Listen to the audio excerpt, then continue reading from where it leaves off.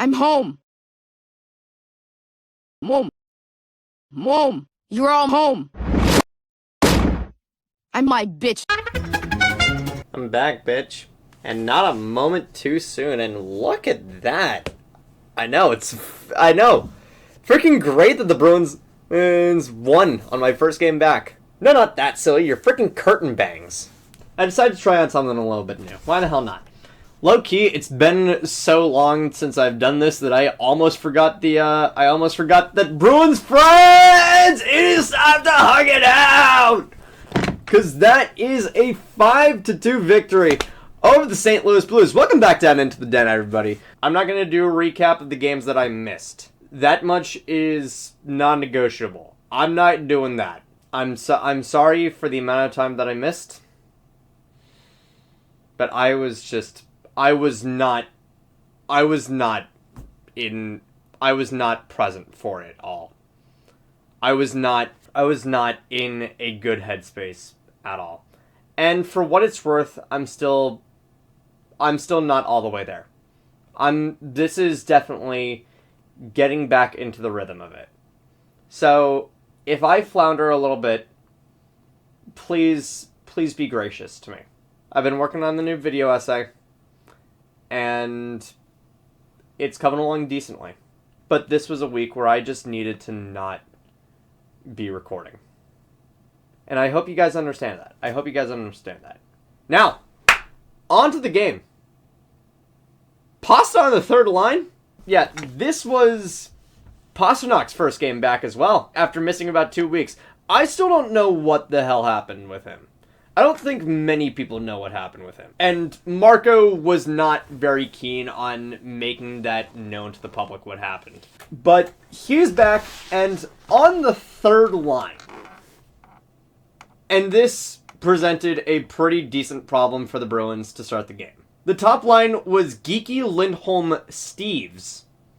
And the third line was Khusnutdinov, Minten, Pastrnak. That is a very interesting line combination. I'm not gonna lie, if this game went poorly, I was gonna go down to the kitchen, pull out the blender, and do the whole taste like the third line bit that I did for exactly one game last season and pretend like it was gonna be a bit that we were gonna do for the entire season. But no, that was just because Monty was losing his fucking mind.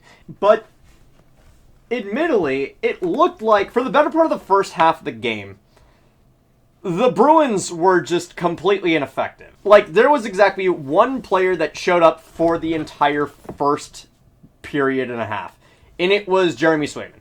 Swayman was, oh my god, Jeremy Swayman, the amazing bulldog that you are.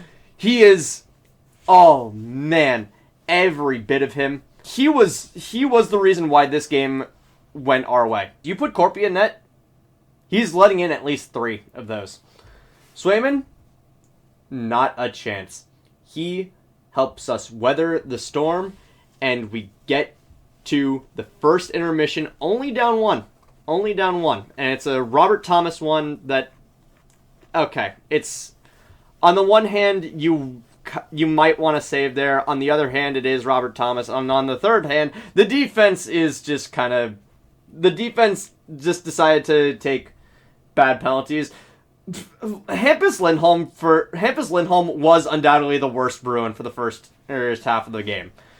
But as the game got into the swing of things, everything started to fall into place. And I think it's pertinent now to bring up why the line combinations being weird was a major contention for the Bruins starting the game in badly. The third line should always be the line that gets you ramped up to 5th gear.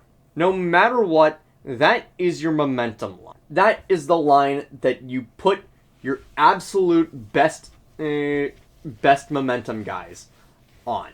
And that's why I'm so happy that they got guys like Khusnutdinov and Minten on that line, because they just exude that energy. And when you put Steves on the top line, Steves has had a phenomenal past few games. I wasn't covering the past few games, but he was but I still watched, and he was amazing in those games. But that's because he had the energy to be amazing. You put him on the first line, he diverts that energy to the first line, and then the third line is stuck having to play catch up a little bit because now one of their major generators is two whole lines away. The third line should be the line that gets you up to fifth gear. The first line is the line that you should cruise at. But like when everything's in place, this is what you do. This is what you play for. And for what it's worth, near the back half of the game, everybody had a good game. Everybody had a good game in the back half of it. Hell, Viktor Soderstrom had a good game. Viktor fucking Soderstrom. Do you know how difficult it is to have a good game out of Viktor Soderstrom in Anno Domini 2025? Are you kidding me? You got a good game out of Viktor Soderstrom? The dude was hungry. He was so freaking hungry on that ricochet goal. He stops the puck from going out of the zone. He fires it on net, and ricochets off of Kuraly and off of Kastelic, who, by the way, Kasti! Oh, a 2-goal game from him. Kasti is just nasty. I'm so happy that we have him. I'm so happy that we have him. This is our unlettered leader of the team right now. Every single good team has a player that even though they don't wear a letter, they still are a massive, massive locker room voice that gets the team in gear. And so Kastelic filling in that role, perfect. And Minten with 2 goals of his own. Minten, oh my god, Minten had such a good game. This was Fraser Minten's best game. Probably not just as a Bruin. This is his best game in the NHL so far. Against St. Louis's better goaltender. Y'all think that it's Jordan Binnington. Jordan Binnington is the second worst goalie in the league in terms of goals saved of expected. The only goalie that is worse than him is, hilariously enough, Linus Ullmark. Binnington is complete ass right now. And so the Blues better thank their lucky stars that it was Hofer in net and not Binnington, because if it was Binnington, they likely would have gotten shellacked 7-2, not 5-2. And on the last little bit, Pasta, the empty netter, just all you got to do is just put it on net a little bit wide. And thankfully Zacha is there as a trailer. I'm not gonna get too indignant on that, honestly.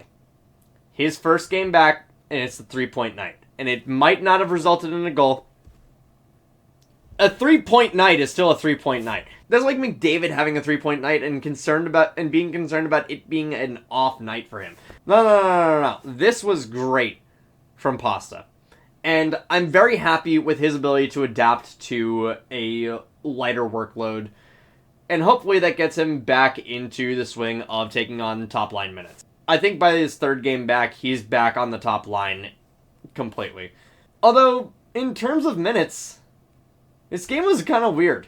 The minutes got spread around a lot. Like, it felt like there wasn't necessarily one singular line that got insane amounts of preferential treatment.